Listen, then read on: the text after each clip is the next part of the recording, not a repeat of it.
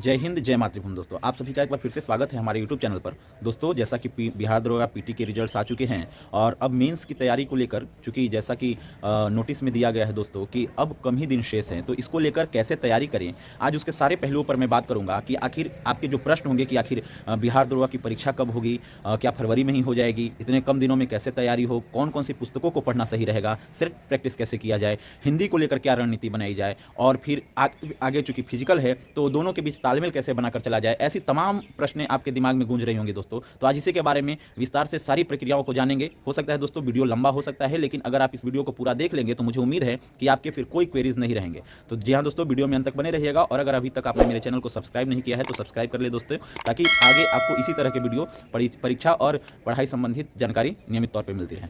तो आज दोस्तों बात करते हैं मेंस को लेकर कि कैसे तैयार करें। देखिए दोस्तों, सबसे पहली बात हम बात करेंगे कि आखिर इसकी परीक्षा कब होगी, जिसकी संभावना क्या है। तो देखिए, जैसा कि यहाँ पर नोटिस में लिखा हुआ है दोस्तों इसमें कि फरवरी माह के उत्तरार्ध में इसकी परीक्षा होने की जो संभावनाएं हैं, यानी अभी जो प्रस्तावित है ये स्थिति को। तो देखिए, उत्तरार्ध का आशय यह हुआ दोस्तों कि कोई भी तिथि जो होती है उसके आधे के बाद का समय, यानी जैसे फरवरी है तो 29 दिनों की जो फरवरी का जो फरवरी माह है, तो यानी 29 दिनों में 14-15 दिनों के बाद का समय उत्तरार्ध, यानी हाफ फरवरी के बाद का समय। तो यानी अभी जो ये नोटिस के माध्यम से है, तो आप ये समझिए कि हाँ, उस दौरान वो परीक्षा ले सकता है। अब इस पे बात करेंगे कि क्या इसको लेने की संभावनाएं हैं, ले सकता है। तो ध्यान रखिए दोस्तों, इसमें तो 5-6 लाख स्टूडेंट्स तो नहीं बैठ रहे हैं जैसे पीटी में हैं। अब 25,400 के आसपास जो भी स्टूडेंट्स हैं, तो इतने के आसपास जब स्टूडेंट हैं तो इसको आयोजन करवाने में आयोग को ज़्यादा परेशानी का सामना नहीं करना पड़ेगा, और ऑलरेडी पीटी के बाद उसने 1 महीने से अधिक का समय ले लिया। तो अब चूंकि आगे 1 महीने के अंदर उसके लिए कोई बहुत बड़ी बात नहीं है, चुनौतीपूर्ण नहीं है। 1-2 जिलों में आराम से सेंटर बना, आसानी से वो करवा सकता है। पटना जैसे शहर में ही आराम से इसको चाहे तो वो आयोजित करवा सकता है। तो आप अभी यही मानकर चलिए कि 1 महीने का आपके पास समय है, और 1 महीने के अंदर ही आपको तैयारी करनी है। अब दूसरी बात, इसके अन्य प्रश्नों पर चलते हैं दोस्तों, जो आपके मस्तिष्क में होगा कि इतने दिनों में आखिर हम तैयारी कैसे करें, यानी किस तरीके से अपनी तैयारी को आगे जारी रखें कि आप इतने दिन में अपने पाठ्यक्रम को, यानी अपने सिलेबस को पूरा करते हुए एक अच्छे स्कोर तक पहुंच जाएं। तो इसके देखिए दोस्तों कई आयाम हैं। जैसे पहली बात तो हमें सही चुनाव करना है, कि मतलब सही पुस्तकों का चुनाव करना है। देखिए दोस्तों, कोई भी पुस्तक खराब नहीं होती है, लेकिन कुछ ऐसे पुस्तक हैं जिसे आप पढ़कर अच्छा स्कोर कर सकते हैं और उसको रिवीजन कर सकते हैं। लेकिन सबसे पहले इसको हम ऐसे करें दोस्तों कि आपने जो पीटी में जिन पुस्तकों को पढ़ा है, यानी पीटी में जैसे मान लीजिए आपने लूसेंट सब्जेक्टिव ऑब्जेक्टिव को पढ़ा होगा, या लूसेंट सब्जेक्टिव ऑब्जेक्टिव ना पढ़ के कई स्टूडेंट्स होंगे जो क्राउन के सब्जेक्टिव ऑब्जेक्टिव पढ़े होंगे, कुछ स्पीडी पढ़े होंगे। मतलब जिन पुस्तकों को आपने एक आधार बुक की तरह पीटी में पढ़ा है, तो उसे आप मेंस में भी कैरी कीजिए। ध्यान रखिए दोस्तों, नई पुस्तकों पर एक्सपेरिमेंट करने से भी बचना है। आपने जो पीटी में पढ़ा है मेंस में उसे जारी रखिए। उसके बाद आप ये ध्यान रखिए कि जैसे वन लाइनर अगर आपने पढ़ा होगा, जैसे परीक्षावाणी की या महेश वर्णवाल का जो एनसीईआरटी सार संग्रह का वन लाइनर आता है, या फिर और कोई वन लाइनर, या वन लाइनर के तौर पे मान लीजिए आप स्पीडी को पढ़े होंगे लूसेंट सब्जेक्टिव ऑब्जेक्टिव या फिर क्राउन सब्जेक्टिव ऑब्जेक्टिव के साथ, मतलब तो आप उसे जारी रखिए। ठीक है, मतलब कहने का मेरा आशय यही है कि पीटी में आप जिन पुस्तकों को पढ़े हैं, करंट अफेयर्स को छोड़कर, चूंकि करंट अफेयर्स तो मेंस में आता नहीं है, तो आप उन पुस्तकों को मेंस में कैरी कीजिए। ठीक है, उनको पढ़िए। और देखिए, अब हो सकता है कि थोड़ा सा आप जब मेरिट में आने की बात हो, और कुछ खास करके ऐसे स्टूडेंट्स होंगे जिनकी तैयारी बेहतर रही होगी, पीटी भी उनका बहुत अच्छा हो रहा होगा, तो वो जैसे घटना चक्र की कुछ पुस्तकों को पढ़ सकते हैं। जैसे कम से कम अगर आप पढ़ना चाहें तो साइंस और हिस्ट्री को जरूर पढ़ लें, चूंकि साइंस से अधिक प्रश्न आते हैं दोस्तों, हिस्ट्री से भी बहुत प्रश्न आते हैं। और अगर आप कहेंगे कि घटना चक्र में चूंकि ज़्यादा समय लगता है, तो मैं कहूँगा कि समय इसलिए ज़्यादा नहीं लगेगा दोस्तों, वो देखने में भले ही मोटी पुस्तक है, लेकिन उसमें 2-3 पेज में जो आपका सब्जेक्टिव रहता है डिस्क्रिप्टिव टाइप का, और उसके बाद तो प्रश्न के रूप में रहते हैं, तो वो तो एक तरह से आपका रिवीजन टाइप का करेगा। वो आपको तरह से बैलेंस बनाकर रखेगा आपकी तैयारी को, और आपके जो कंफ्यूजन क्रिएट होते हैं, आप जो गलत करेंगे मतलब आसान प्रश्न को, तो उससे आप बचिएगा। तो आप घटना चक्र की इन 2 पुस्तकों को लेकर चल सकते हैं, और चूंकि अगर तिथि बढ़ाती है तो फिर आप इसमें भूगोल और पॉलिटी को भी ऐड कर सकते हैं, लेकिन फिलहाल अभी इतना आप करते हैं तो बेहतर है। और जो लोग मान लीजिए क्विक बुक को, दृष्टि के क्विक बुक या ऐसी पुस्तकों को पढ़ रहे होंगे, तो मेरा बस वही कहना है, आप उसे मेंस में जारी रखिएगा। एक्स्ट्रा एक्सपेरिमेंट करने की कोई आवश्यकता नहीं है। अब देखिए दोस्तों, यहाँ पर थोड़ा सा ये तो हो गया। अब इसी में आप जानते हैं कि पेपर 2, चूंकि जो हम लोग बात किए जीके जीएस के लिए अभी पुस्तकों को लेकर, तो अब यहाँ पर 2 और पुस्तकें, 2 और खास करके इसमें जो मेन सब्जेक्ट के तौर पे है, जैसे मैथ और रीजनिंग, जो कि आपके रिजल्ट में ट्रम्प कार्ड की भूमिका अदा करता है। कई लोग ऐसे भी होंगे हमारी तरह, जैसे मैंने भी मेंस में के समय, चूंकि उस दौरान भी मेरी तैयारी अच्छी नहीं थी मैथ की, लेकिन मैंने कुछ खास टॉपिक को क्लियर किया था, जैसे और उसके बाद मेरा मतलब मैथ थोड़ा ठीक ठाक हो गया था, जहाँ से मैं अच्छा स्कोर कर सकता था। तो वैसे ही मैथ और रीजनिंग को लेकर आपको ज़्यादा परेशान होने की आवश्यकता नहीं है। लगभग 14-15 के आसपास मैथ और 6-7 के आसपास रीजनिंग रहेंगे, मतलब 20-22 प्रश्न के आसपास रहते हैं दोस्तों इसी के अराउंड में।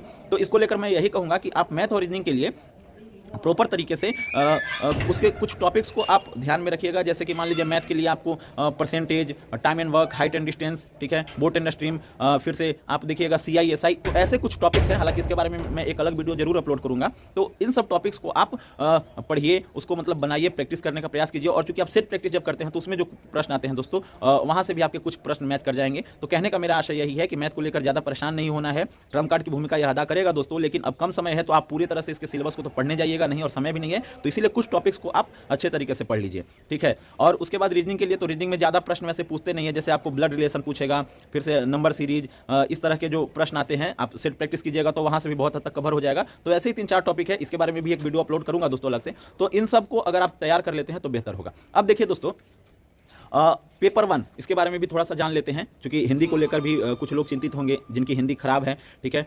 तो उनको लेकर उनको लिए यही कहेंगे कि देखिए, हिंदी चूंकि आप जानते हैं कि पेपर 1 जो सामान्य हिंदी है, यह आपके मेरिट का आधार नहीं है। इसको आपको सिर्फ क्वालिफाई करना है, यानी सिर्फ 60 अंक लाने हैं। यानी प्रश्नों को के आधार पर अगर कहें तो काट छाट कर आपको 30 प्रश्न सही करने हैं, यानी 60 अंक, क्योंकि जानते हैं कि एक प्रश्न 2 अंकों के होते हैं। तो इसके लिए यही कहेंगे कि आपको कोई नई पुस्तक पढ़ने की आवश्यकता, आप सिर्फ ये कीजिए कि प्रीवियस ईयर के क्वेश्चन बैंक जो आप मेंस के लिए खरीदिएगा, तो उसमें जो 10-12 पिछले बिहार दरोगा या बिहार एक्साइज दरोगा या ऐसे करके जो भी दरोगा है, तो उसमें जो भी पूछे गए प्रश्न हैं तो उसको आप बना जाइए। यानी वो 10-12 सेट अगर आप बना लेते हैं और 2-4 सेट और ऐसे, तो बस 12-14 सेट से आपका आराम से क्लियर हो जाएगा। इसमें कोई वैसे टफ प्रश्न नहीं रहते हैं दोस्तों, परंपरागत टाइप के ही प्रश्न रहते हैं। जैसे पिछली बार गद्यांश बहुत पूछ दिया था, यानी एक आप देखिएगा कि छोटा सा स्टोरी टाइप का या कुछ वैसा पैसेज जो अंग्रेजी में बोलते हैं वैसा टाइप का दिया रहेगा, और फिर उसको आपके प्रश्न रहेंगे, तो वो तो आसानी से आप बना लीजिएगा। और पर्यायवाची शब्द, विपरीतार्थक शब्द, अलंकार रहते हैं, आप देखिए कि शब्द रूप तो उसको बदलना रहता है, शुद्ध अशुद्ध, तो ऐसे करके, तो इसको लिए ज़्यादा परेशान होने की आवश्यकता नहीं है दोस्तों। बस आपको क्वालिफाई करना है, उतना आपका आसानी से आ जाएगा, कोई एक्सपेरिमेंट करने की आवश्यकता नहीं है। समय रहता तो मैं जरूर बुक रिकमेंड करता। अब देखिए दोस्तों, अब ये है कि अब इतने कम समय में तैयार कैसे करें, तो इसको देखिए, समझिए दोस्तों। सबसे पहली बात, आप चूंकि इसको एक अपना सेगमेंट बना लीजिए, अपना एक शेड्यूल बनाकर सारे सेगमेंट्स को बांट दीजिए कि कौन कौन सा महत्वपूर्ण सेगमेंट है। जैसे देखिए, कुछ विषय ऐसे हैं जहां से अधिक प्रश्न पूछते ही हैं, ठीक है, जैसे हिस्ट्री हो गया, साइंस हो गया, फिर से आप देखिए कि मैथ रीजनिंग तो है ही महत्वपूर्ण, ठीक है। तो ये सब जो है तो ट्रम्प कार्ड की तरह है दोस्तों। आपका रिजल्ट बनाएगा तो इन्हीं विषयों से आमतौर पे आएगा। अब ज्योग्राफी भी अच्छे खासे प्रश्न पूछने लगा है, ज्योग्राफी से भी। तो आप ये समझिए कि साइंस को अच्छा आपको करना ही है, साइंस को विशेष तौर पे पढ़ना है, हिस्ट्री को पढ़ना है। हिस्ट्री में भी मॉडर्न हिस्ट्री से अधिक प्रश्न आते हैं, तो उसको लेकर आपको ज़्यादा परेशान नहीं होना है। आप इस प्रॉपर तरीके से पढ़िए। रीजनिंग थोड़ा सा, रीजनिंग और मैथ को बैलेंस बनाकर चलिए कि उसमें अगर अच्छा जितना हो सके आप करने का प्रयास कीजिए। और बाकी साइंस तो ये सब हो गया, फिर ज्योग्राफी भी थोड़ा सा ध्यान दे दीजिए, पॉलिटी ये सब, इकोनॉमिक्स अगर आप ज़्यादा एक्सपेरिमेंट उसमें नहीं करना है, उसमें कुछ तथ्यों को याद रखना है, कुछ समितियाँ, ये सब जैसे इस तरह से हैं, तो वो आपको लूसेंट सब्जेक्टिव ऑब्जेक्टिव से बहुत हद तक कवर हो जाएगा, ठीक है। तो इस तरह से आप अपना शेड्यूल बनाकर, और उसके बाद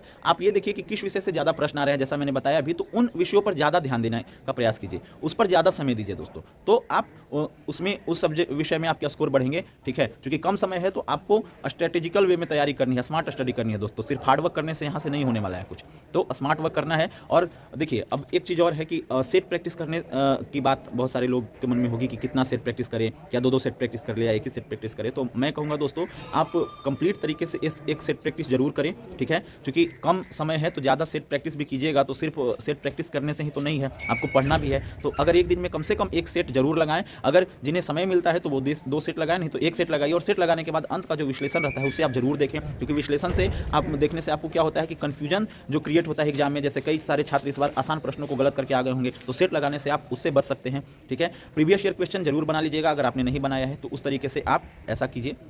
और देखिए, अब ऐसा होगा कि दूर दराज के एरियाज़ में जो स्टूडेंट्स रहते होंगे, ग्रामीण क्षेत्रों में जो रहते होंगे, तो उन्हें तो एक ग्रुप डिस्कशन का माहौल नहीं मिल रहा होगा, तो वैसा वातावरण नहीं मिल रहा होगा। तो वो लोग क्या करें जो ग्रामीण क्षेत्रों में रहते हैं, तो उनके लिए यही कहेंगे कि आप खुद से खुद को होमवर्क दीजिए। जैसे आप हर रोज सेट कीजिए कि आज हमको यहाँ तक पढ़ लेना। जैसे मान लीजिए आप हिस्ट्री में पढ़ रहे हैं, तो आज ऐसा किए कि चलिए एंशिएंट हिस्ट्री पढ़ रहे हैं तो सिंधु घाटी सभ्यता और महापाषाण काल ये सब पढ़ लिए, मतलब पाषाण काल और सिंधु घाटी सभ्यता ये सब पढ़ लिए, पढ़ना है। उसके बाद मान लीजिए पॉलिटी में आपने कोई होमवर्क दिया कि आज मौलिक अधिकार, चूंकि सीरियल वे में दीजिएगा हर रोज, चूंकि आपको उसको कवर करना है। और फिर मान लीजिए साइंस में दिए कि बायोलॉजी में मान लीजिए कोशिका वाला पोर्शन, ठीक है, एक सेट प्रैक्टिस का करना है, तो उसको होमवर्क में नोट डाउन कर लीजिए। फिर रिवीजन कहाँ से कहाँ तक करना है उसको नोट डाउन कर लीजिए। हिंदी को कितना का सेट कब लगाना है। तो मतलब आप हर रोज अपने से खुद को जब होमवर्क दीजिएगा और होमवर्क देने के बाद आप उसको तैयार करने का प्रयास कीजिएगा दोस्तों, तो आप सही डायरेक्शन में रहिएगा। और मैंने भी वैसा ही किया था, आप स्क्रीन पर देख रहे होंगे। इस तरीके से आप करके अपने को होमवर्क दीजिए। अगर चूंकि आपको गाँव में ज़्यादा ग्रुप डिस्कशन का माहौल मिलने वाला नहीं है, तो आपको खुद से ही ज़्यादा प्रैक्टिस करना होगा, तैयार करना होगा। होगा। क्विजेस के लिए आप टेलीग्राम